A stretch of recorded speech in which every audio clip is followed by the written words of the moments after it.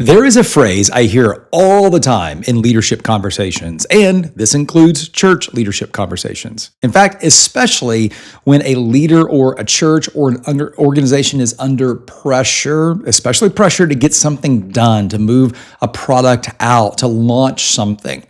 The phrase, we're just going to build the plane as we fly it. You ever heard that phrase? We're just going to build the plane as we fly it. And to be fair, sometimes that is a very wise thing to do. I have used this phrase for decades. I love this phrase. This phrase is what helped me get things off the ground in my business. It's what helped me write the books that I've written. It's what helps me do everything. In fact, I almost never know every detail that I need to know before I begin working on something. I often know a lot, right? But you know this as a leader. You rarely know more than 80% of what you need to know to make a decision. And so what do? You begin and you learn as you go and you quote unquote build the plane as you fly it. I mean, think about it. Waiting, and this is hard for some of you if you're a perfectionist, but waiting for perfection usually just slows everything down, right? Because perfection is the perversion of great. Perfection fights against progress.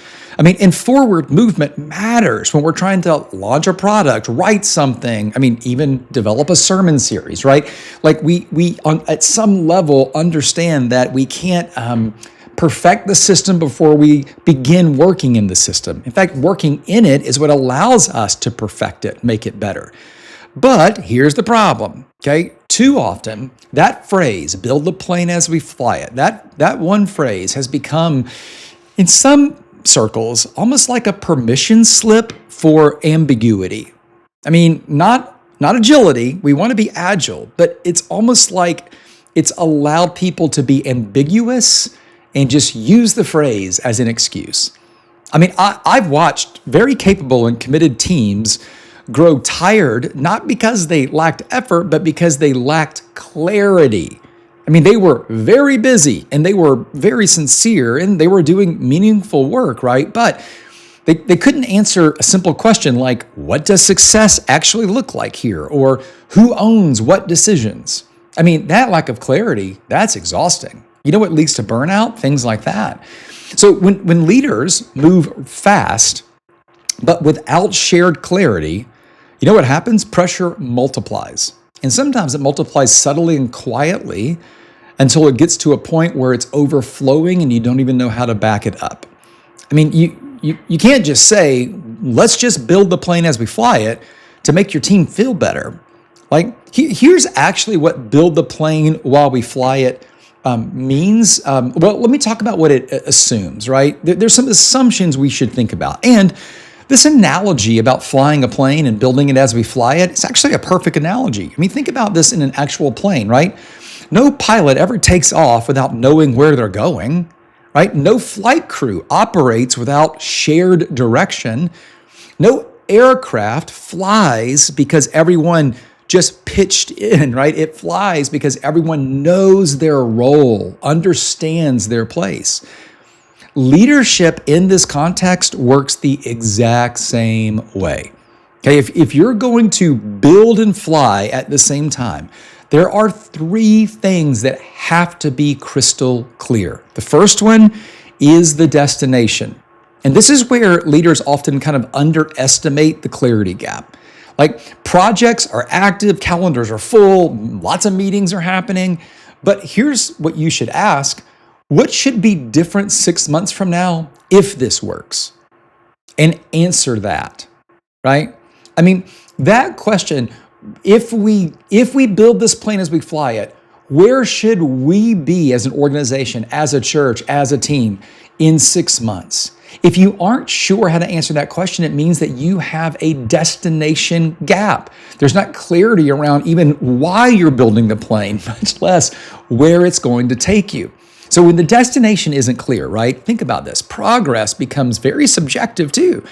Are we making progress? Well, if you don't know where you're going, you can kind of make that question up, that answer up. Every kind of improvement feels urgent, right? Again, because you don't have a destination. Teams end up arguing about priorities and resources instead of outcomes. I'm sure that's never happened to you. So you have to set the destination. If you want to build the plane as you fly it, you have to know where you're flying it. Where is this going? All right, the second thing, if you want to build the plane as you fly it, you have to also know the direction you're going to take, right? The destination is where you want to end up, right? But the second thing you have to do is start with direction. Where do we start now so that we can end up at that destination, right? And direction isn't about speed or pace. It's about sequence. What comes first? What waits? What can come second? What constraints are we living in that we have to honor along the way, right? I mean, without direction, you know what teams do? They end up overcorrecting a lot. They change tools instead of fixing processes. They confuse urgency with effectiveness, right? I mean, planes, they do this all the time. They adjust mid-flight. You've been on a plane before where they say, we're going to move from 20,000 feet to 15,000 feet because there's some rough turbulence, right? Or use this the other way. I guess you go higher, but either way, you get the point. There's always times that a pilot, as they're flying the plane, makes mid-flight adjustments. It's normal to do that.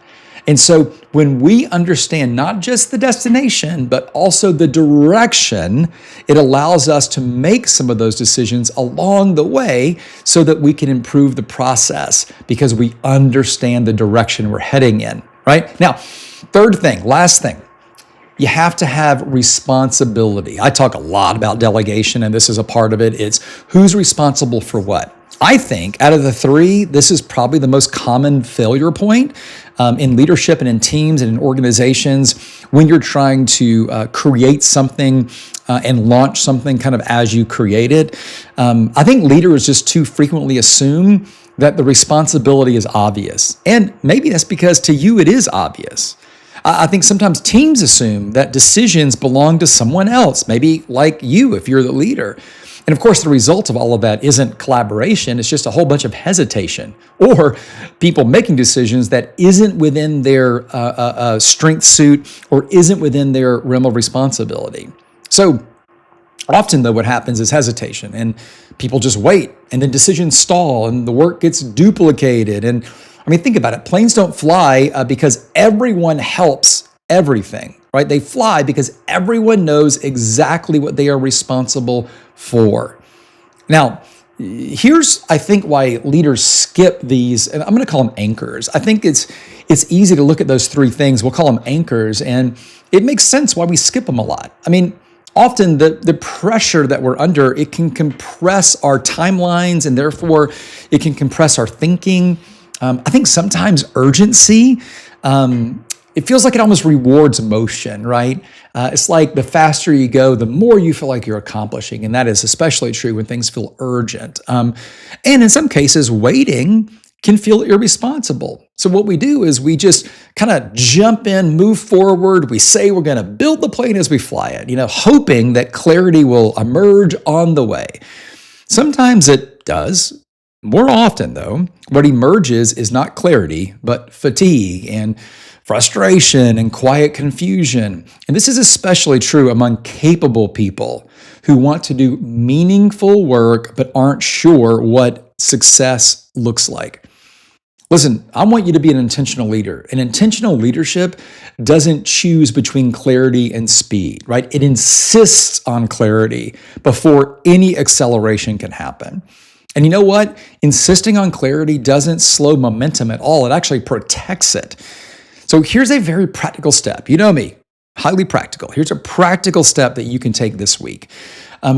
Just choose one initiative that's already in motion, right? Maybe there's an event you're planning or a ministry you're getting ready to launch or a product that you're hoping to launch, right? It's already kind of in motion.